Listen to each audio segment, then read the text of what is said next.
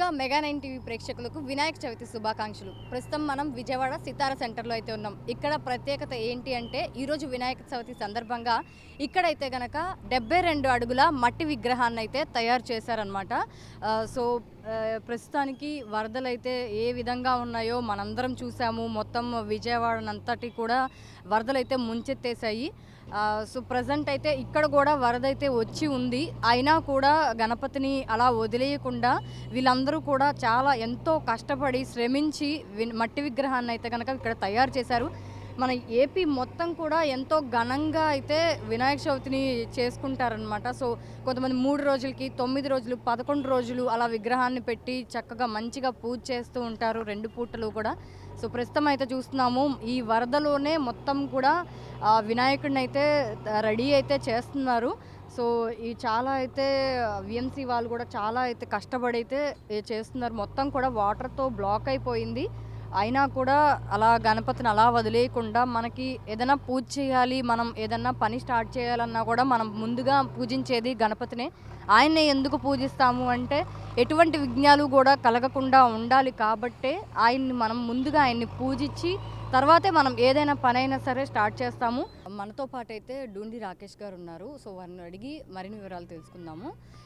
So చెప్పండి, ఇప్పుడు ఎన్ని రోజులు పడుతుంది మనకి ఇట్లా మట్టి వినాయకుడిని తయారు చేయడానికి? ఇప్పుడు యాక్చువల్గా ఇది 72 అడుగుల విజయ మహాగణపతి. ఈ 72 అడుగుల విజయ మహాగణపతిని తయారు చేయడానికి మనకి 70 to 80 డేస్ టైం పట్టింది. ఈ 70 to 80 డేస్ టైంలో ఫస్ట్ ఐరన్ స్ట్రక్చర్ పెట్టాం, తర్వాత మెస్ వర్క్ చేసాం, తర్వాత 3 విడతలుగా మట్టి వర్క్ చేసి లాస్ట్కి ఫినిషింగ్ వర్క్ కంప్లీట్ చేసి వాటర్ పెయింటింగ్స్తో న్యాచురల్ కలర్స్తో మట్టి కలర్నే కావాలని పెయింటింగ్ చేయడం జరిగింది. దీని ముఖ్య ఉద్దేశం ఏంటంటే మేము పెద్ద వినాయకుడే మట్టి వినాయకుడు పెడతా ఉన్నాం, మిగిలిన వాళ్ళు కూడా అందరూ మట్టి వినాయకుడిని ప్రోత్సహించి మట్టి వినాయకుడిని పెట్టండి అనేది మా యొక్క ముఖ్య ఉద్దేశం. కానీ అనాకారంగా వర్షాలు రావటం, వరద రావటం, ఈ బుడమేరు దగ్గర కట్ట తెగి విజయవాడలోకి ఊహించని ఎప్పుడూ లేదు ఇంత వాటరు ఇక్కడ రావటం.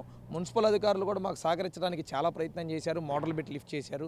కానీ దీని కింద వాటర్ క్లియర్ అవుతాయి, స్టాగ్నెంట్గా మొత్తం క్లియర్ అవుతాయి అన్న ఒక ఉద్దేశంతో 2 రోజులు టైం పట్టిద్దని చెప్పారు.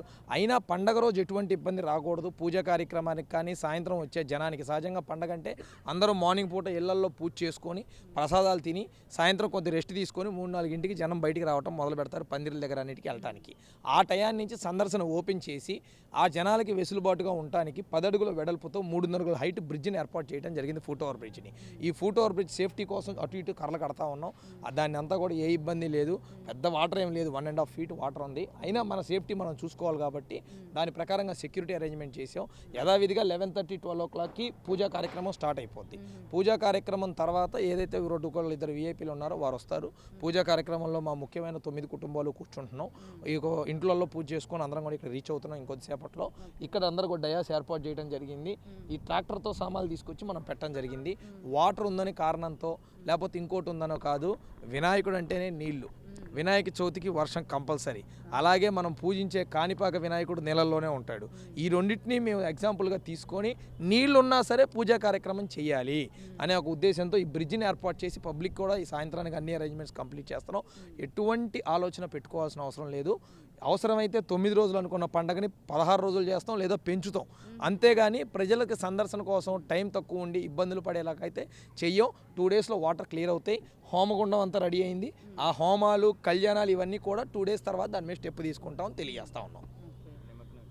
నిమజ్జనం ఎలా చేస్తారండి? నిమజ్జనం అన్నిటికన్నా డిఫరెంట్ అండి. ఫస్ట్ ఇక్కడ ఏంటంటే ఇదంతా కూడా మట్టి వినాయకుడు. దీని లోపల ఒక స్ట్రక్చర్ ఏర్పాటు చేసాం, స్ప్రింక్లింగ్ వాటర్ సిస్టమ్ స్ట్రక్చర్ ఏర్పాటు చేసాం.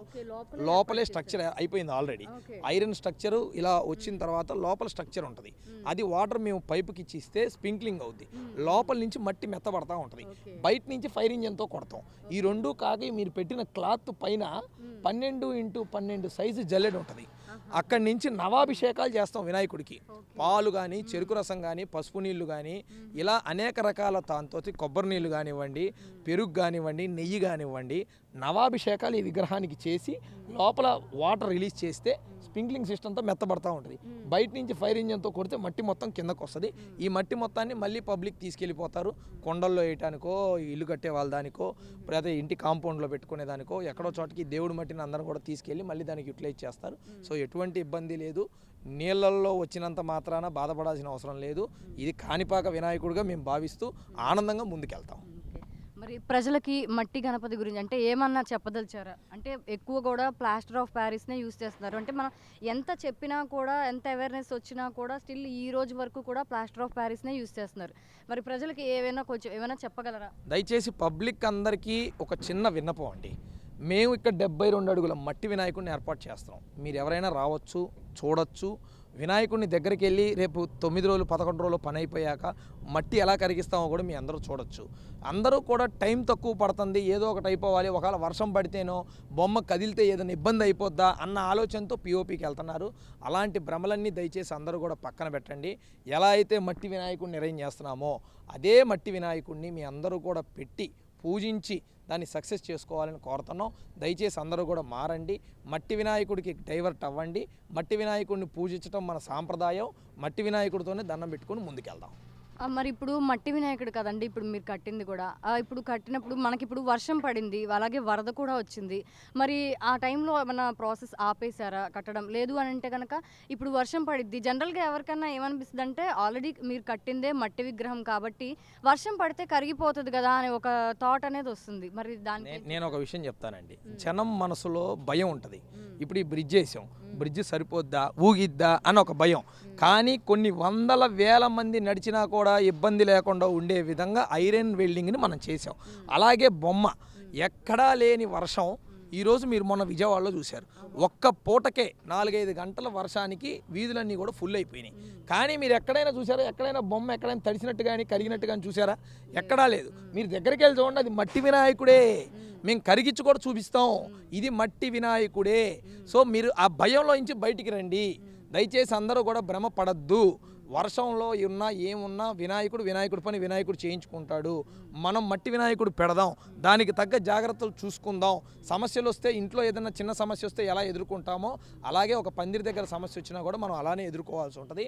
అందరూ కూడా సమిష్టిగా పెడితే మట్టి వినాయకుడితో పూజిస్తే ఫలితం ఎక్కువ ఉంటుందని మన గ్రంథాలు కూడా చెప్తున్నాయి. కావున దయచేసి అందరూ కూడా మట్టి వినాయకుడే పెట్టి అందరూ కూడా దీన్ని సక్సెస్ చేసుకోవాల్సిందిగా కోరుతా ఉన్నాం. ఇప్పుడు అక్కడ బొట్టు అదంతా ఉంది కదండి, అవునండి. అవన్నీ కూడా ఆర్టిఫిషియల్ వాటర్ పెయింట్స్ అండి, అన్నీ కూడా వాటర్ పెయింట్స్. ఇవన్నీ కూడా వాటర్ పెయింట్స్ అన్నమాట. అది థ్యాంక్ యూ. సో ప్రతి ఒక్కరు కూడా మట్టి గణపతిని పూజించండి. అండ్ అలాగే మనకి ఇప్పుడు ఇక్కడ కట్టి ఉన్న మట్టి గణపతిని అయితే 9 రోజులు ఉంచుతారంట, లేదు అంటే 11 రోజులు ఉంచారు, లేదంటే 26 రోజులు కూడా ఉంచుతామని చెప్పేసి అయితే చెప్తున్నారనమాట. సో ఇక్కడ కొంచెం వరద వాటర్ అయితే కొంచెం ఉంది, సో అడుగున్నారే ఉంది, కొంచెం వరకే ఉందని చెప్తున్నారు. ఏమీ ప్రమాదం అయితే లేదు. ప్రతి ఒక్కళ్ళు కూడా ఇక్కడికి వచ్చి అయితే దర్శనం అయితే చేసుకోవచ్చు మన గణపతిని. ఎందుకంటే ఇక్కడ మీరు చూస్తున్నారు కదా, ఐరన్వి కూడా చక్కగా వాక్ చేయడానికి ఇబ్బంది లేకుండా అయితే వీళ్ళైతే ఏర్పాటు అయితే చేశారు భక్తులందరికీ రావడానికి కూడా. సో వేల మంది వచ్చినా కూడా ఈ ఐరన్స్ దానికి కూడా ఏమీ ఇబ్బంది అయితే కాదని చెప్తున్నారు. అండ్ అలాగే సపోర్ట్కి మనకి పక్కన అయితే కర్రలు కూడా కడుతున్నారనమాట. సో ఎవరికి ఎటువంటి ఇబ్బంది కూడా కలగదు. సో ప్రతి ఒక్కళ్ళు అయితే ఇక్కడికైతే వచ్చి గణనాథుని దర్శనం అయితే చేసుకోవచ్చు. అండ్ అలాగే ఇక్కడ హోమాలు కూడా జరుగుతాయని చెప్తున్నారు. సో హోమాలు కూడా ఆల్రెడీ కట్టేశారు, కాకపోతే ఈ వాటర్ ప్రాబ్లం వల్ల కొంచెం ఆలోచిస్తున్నారు. సో ఇది కూడా ఒక 2 డేస్లో క్లియర్ అయిపోతుంది. సో మేము ఎటువంటి ఆటంకం లేకుండా ప్రతి ఒక్కటి కూడా దగ్గరుండి అన్నీ కంప్లీట్గా చేస్తామని అయితే చెప్తున్నారు. అండ్ అలాగే నిమజ్జనం సంగతి కూడా ఆయన చెప్పారు కదా, మొత్తం కూడా అభిషేకాలు చేస్తారని చెప్తున్నారు. అభిషేకాలతో పాటు లోపల కూడా వాటర్ది సిస్టమ్ పెట్టామని చెప్తున్నారు అనమాట. సో ప్రతి ఒక్కళ్ళు కూడా ఇక్కడికైతే రండి, అపోహలు పెట్టుకోవద్దు, అండ్ అలాగే భయాలు కూడా పెట్టుకోవద్దండి. సో ప్రతి ఒక్కళ్ళు ఇక్కడికి వచ్చి మన గణనాథుని అయితే దర్శనం చేసుకోండి. కెమెరామెన్ వెంకట్తో అంజలి, మెగా 9 టీవీ.